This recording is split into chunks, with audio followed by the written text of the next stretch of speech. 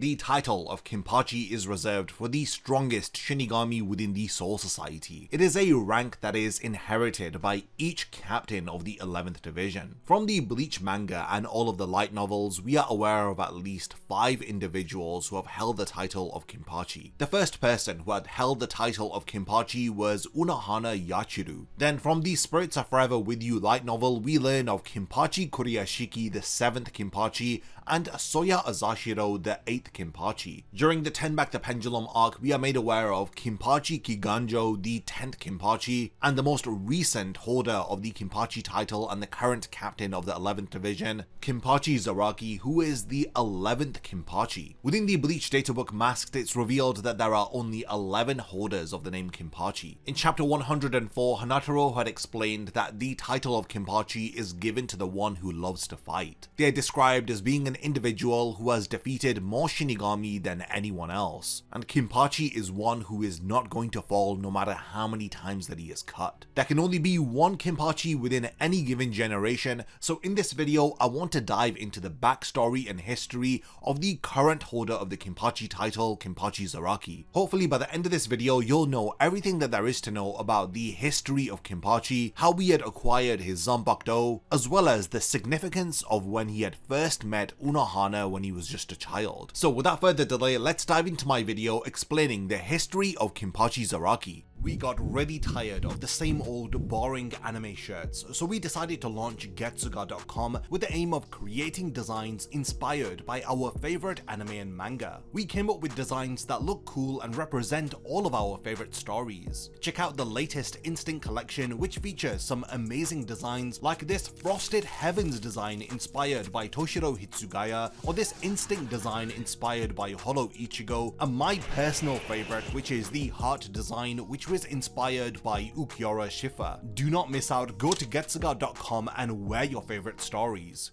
The earliest details that we learn about Kenpachi is that he had no name. He had then given himself the surname Zaraki, which was named after the 80th district of the North Alley of Rukongai. District 80 was described as the most lawless and worst region within Rukongai. It entirely consisted of thieves and murderers. While he was young, Kenpachi had roamed around the streets of Rukongai, and he had come about the body of a dead Shinigami, and he had taken the Asauchi from the Shinigami and had later imprinted his soul upon it, thus making it his own Zanpakuto. We learned this from Uetsu Nimaya in chapter 529. Sometime following this, we learned that Kenpachi had become adept at wielding that Zanpakuto all on his own, not having received any formal training from anybody. When Unohana was the captain of the 11th Division, during her time as the holder of the Kenpachi title, one of her subordinates comes to her stating that they could not find anybody within Rukongai who is strong enough to satisfy Unohana's bloodlust. Unohana is surprised that he has worked out her true intentions, as he elaborates that Unohana's mission of eradicating vandals within the outskirts of Rukongai so that peace could be maintained within the Serete is a cover. They stood near a pile of bodies, as the Shinigami assumes that this pile was created by Unohana, stating that this mountain of corpses is a visual representation of the size of her dissatisfaction. Unohana then questions how long that pile of bodies has been there, as the Shinigami shockingly realizes that Unohana did not eliminate all of these vandals.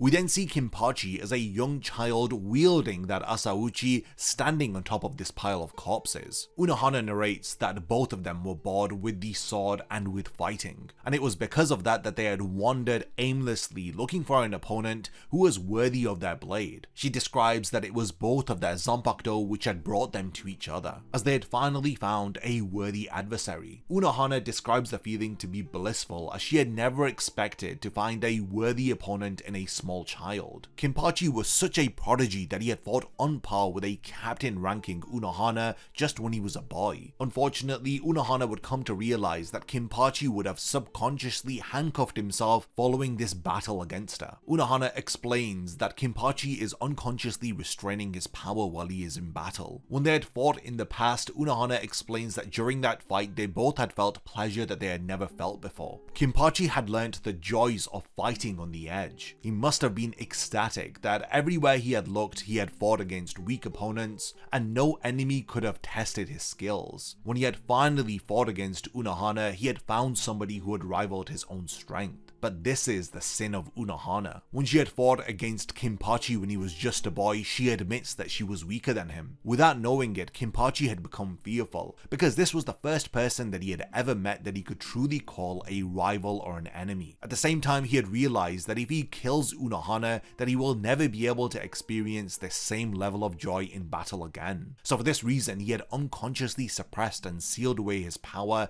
in a deep, dark place. He had limited himself in order to match the power level of Unohana. She admits that she was disappointed, that it was because of her own weakness that it drove Kenpachi to suppress himself. After he had fought against Unohana, he had begun to admire her and had wanted to fight just like her. In chapter 114, we see an older Kenpachi. He is sat resting against a tree covered in blood with his Zanpakuto over his right shoulder, and we see a small Yachiru crawling towards him as she reaches out for his Zanpakuto. He asks where she came from, as he wonders why she isn't scared of his sword, as he explains that it's for killing people and it can kill her too. He realizes that Yachiru has no name, as it's also revealed that he too doesn't have a name. Kenpachi had discovered Yachiru within the 79th district of Rukongai, which is called Kusajishi. He had named Yachiru after the one person that he had admired. This was after she had shown that she was not afraid of Kenpachi's blade. It was on that day when Kenpachi had met Yachiru that he had taken on the title of Kenpachi. In episode 119 of the original Bleach anime, we learn more information about Kenpachi's backstory via some anime original content. We learn that Kenpachi had met with Ikkaku and Yumichika before they had entered into the Serete as Shinigami. Yachiru had warned Ikkaku about battling against Kenpachi, especially when he was in a good mood. Ikkaku doesn't take her seriously, but he is immediately stunned by Kenpachi's Reiatsu once he challenges him face to face. Because Kenpachi was so incredibly powerful, Ikkaku was forced to go on the defensive. He had tried his best to hold off Kenpachi's attacks, as Ikkaku desperately tried to overpower Kenpachi, but he failed. Kenpachi was untouched by Ikkaku's Zanpakuto, while Ikkaku was covered in wounds. Predictably, their brief battle here had resulted in Ikkaku losing. In chapter 206 of the manga, we have a follow-up to this fight, as Kenpachi walks away from Ikkaku as he questions where he is going, telling him that because he has won, he needs to kill him. Kenpachi explains that he hasn't come to put down injured pups, and it's not his job to end his suffering. Ikkaku still pleads with him to kill him, as Kenpachi tells him that if he loves fighting so much that he needs to stop whining for him to be killed, as he snaps some sense into him, telling him that he shouldn't lose and then beg to be killed. He tells Ikkaku never to admit defeat until he is dead. He explains that if he has lost and he is still alive, then he should consider it as his lucky day. He tells Ikkaku that if he had a brain, then he should be thinking about ways to survive right now. He tells him to continue living and to dedicate his life to killing the one who had spared him. He also says that he wasn't holding back when he had fought against Ikkaku, so it was genuinely his luck that had saved him. He then tells him to live and to try to kill him another day. Coming back to episode 119 of the Bleach anime, we learn that Kenpachi sometime after this had killed Kenpachi Giganjo, the 10th Kenpachi and the captain of the 11th division during the Turn Back the Pendulum arc. He had defeated Giganjo in a single strike in front of over 200 members of the 11th division. And as per the rules, after he had killed Kenpachi Giganjo, he had then become the new captain of the 11th division.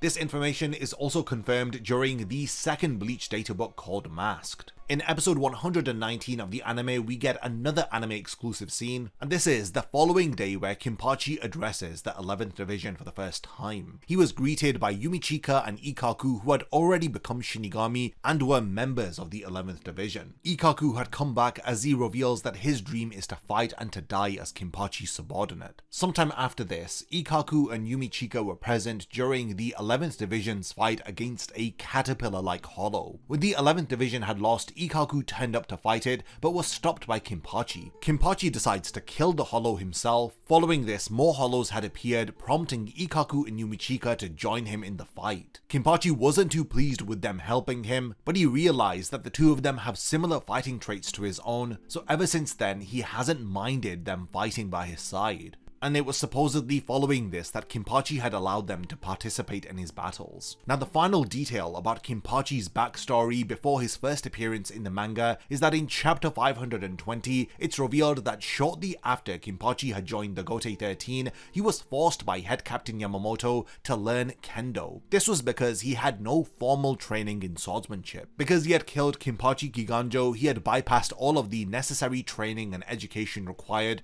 to become a captain. The Central 46 had ordered Yamamoto though to stop Kenpachi's training after only a single day, because they were too concerned about how powerful Kenpachi would become if he were to have realized his full potential and had decided to turn against the Soul Society in the future. They were truly afraid of Kenpachi's untapped potential. Now, this is pretty much everything that we learn about Kenpachi's character before he is revealed within chapter 65 of the manga. This is where Kenpachi and Gin both tease Byakuya about Rukia being sentenced to death. So that is pretty much everything that there is to know about the backstory and history of Kenpachi Zaraki. This covers everything from his origins within the 80th district of Rukongai, to his battle against Unohana, how we had met Yachiru for the first time in the 79th district of Rukongai, how we had inherited the title of Kenpachi and become the captain of the 11th division, and his bond with his loyal subordinates Ikkaku and Yumichika. So we have now reached the point of the video where I want to hand over the discussion to all of you. What do you guys think about the past of Kenpachi Zaraki? If there's anything that I've forgotten to mention about his history,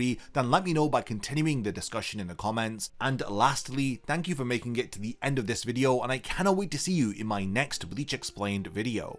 A massive thank you goes out to all of my amazing Patreon supporters for helping to make this video possible. If you also want to support the channel and see your name in the end of my videos, then check out my Patreon, which has loads of perks like early video access and so much more. Thank you for sticking around till the end of the video, and whatever you contribute will mean a lot to me.